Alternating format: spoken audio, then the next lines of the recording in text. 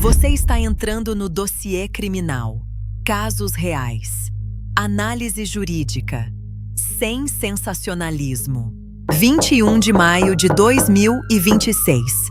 6 horas da manhã. Um condomínio de luxo em Alphaville, região metropolitana de São Paulo. Policiais civis batem na porta de uma mansão. Quem abre a porta é uma das mulheres mais famosas do Brasil. Influenciadora digital, advogada, viúva de um dos maiores funkeiros do país e, segundo a investigação que está prestes a derrubar tudo, caixa do PCC. Mas para entender como Deolane Bezerra chegou aqui, precisamos voltar muito antes das mansões, dos milhões de seguidores e dos contratos milionários. Precisamos voltar a uma penitenciária no interior de São Paulo, onde um bilhete apreendido em 2019 mudaria tudo. Em 2019, agentes da Polícia Penal apreendem bilhetes e manuscritos dentro da penitenciária 2 de Presidente Venceslau, no interior paulista. O material não era qualquer coisa.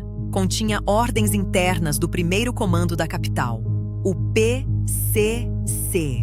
Contatos com a alta hierarquia da facção e menções a ataques planejados contra agentes públicos. Mas havia algo mais. Um trecho em particular chamou a atenção dos investigadores. Uma referência a uma mulher da transportadora. Essa mulher, segundo os bilhetes, seria responsável por levantar informações sobre endereços de servidores públicos que seriam alvos de ataques. A pergunta era simples, mas a resposta levaria anos. Quem era essa mulher? E qual era a relação dela com uma transportadora de cargas sediada em Presidente Venceslau? A investigação, que começou com um bilhete, se transformaria em 3 inquéritos policiais. E em 2021, desembocaria na Operação Lado a Lado, que revelou algo impressionante. A transportadora não era o que parecia. Movimentava mais de 20 milhões de reais, um valor completamente incompatível com as receitas declaradas ao fisco. A justiça já havia reconhecido. Aquela empresa era uma fachada para lavar dinheiro do crime organizado. A investigação avançava, mas faltava identificar quem era essa mulher da transportadora. Foi então que a polícia chegou a Everton de Souza, conhecido como Player. Ele era apontado como gestor indireto da transportadora Lado a Lado e, segundo as autoridades, operador financeiro da facção.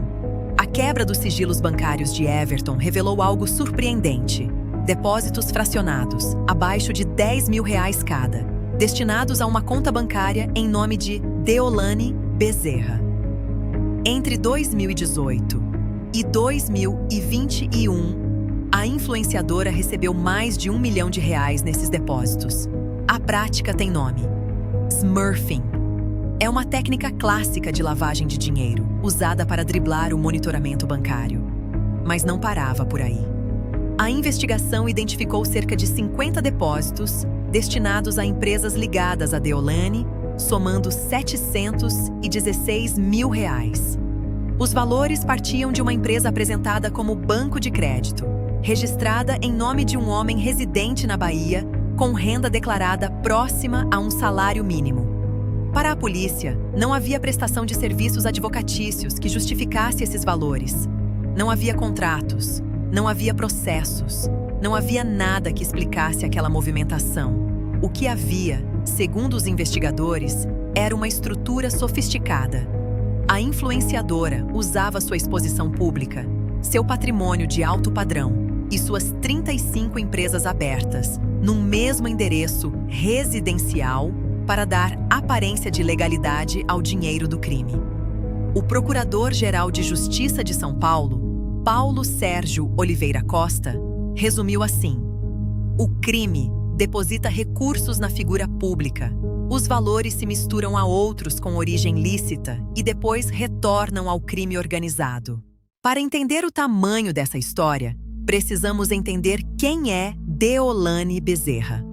Nascida em 1º de novembro de 1987, Deolane cresceu em Recife, Pernambuco.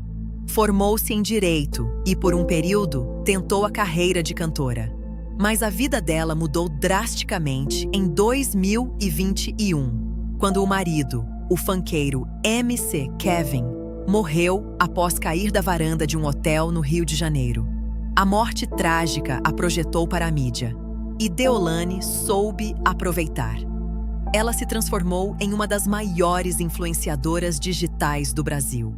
Mais de 20 milhões de seguidores nas redes sociais, contratos milionários, mansões, carros de luxo, uma vida que parecia o sonho de qualquer pessoa. Mas, segundo as investigações, havia algo por trás dessa fachada de sucesso. Em setembro de 2024, Deolane já havia sido presa uma vez. Foi durante a Operação Integration, deflagrada pela Polícia Civil de Pernambuco, que investigava jogos ilegais e lavagem de dinheiro. Ela foi detida junto com a mãe, Solange Alves, e teve bens bloqueados. Foi solta 20 dias depois, após as prisões preventivas serem revogadas. Mesmo assim, ela continuou negando qualquer envolvimento. A defesa sempre alegou perseguição, mas a prisão de maio de 2026 seria diferente. Muito diferente. 21 de maio de 2026. A Operação Vernix é deflagrada pelo Ministério Público de São Paulo e pela Polícia Civil. 6 mandados de prisão preventiva. Bloqueio de mais de 327 milhões de reais em bens e valores. Sequestro de 17 veículos, incluindo modelos de luxo avaliados em mais de 8 milhões. 4 imóveis vinculados aos investigados. Os alvos: Marco Williams Herbas Camacho, o Marcola, chefe máximo do PCC. Seu irmão, Alejandro Camacho, conhecido como Gordão. Paloma Camacho, sobrinha de Marcola, detida na Espanha. E, no centro de tudo, Deolane Bezerra. A operação tinha um nome que remetia à substância que protege a pele do feto: Vernix. Mas, na prática, ela desnudava uma engrenagem financeira usada para ocultar, dissimular e reinserir na economia formal valores vinculados à alta cúpula do PCC. Deolane foi presa em sua casa em Alphaville, Barueri. Ela havia retornado ao Brasil na véspera, após passar semanas em Roma, na Itália. Seu nome chegou a constar na lista de difusão vermelha da Interpol. Na casa de Everton de Souza, a polícia apreendeu uma caixa com o nome da influenciadora que continha dinheiro em espécie. A defesa de Deolane, liderada pelo criminalista Aurí Lopes Júnior, negou veementemente as acusações.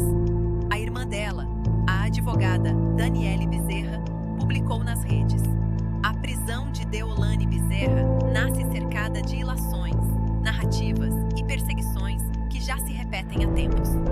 Seguiremos confiando na verdade, na justiça e no direito de defesa. Mas a justiça não ouviu. Em audiência de custódia, Deolane chorou e afirmou: fui presa por estar advogando. O delegado, porém, apresentou um relatório detalhado.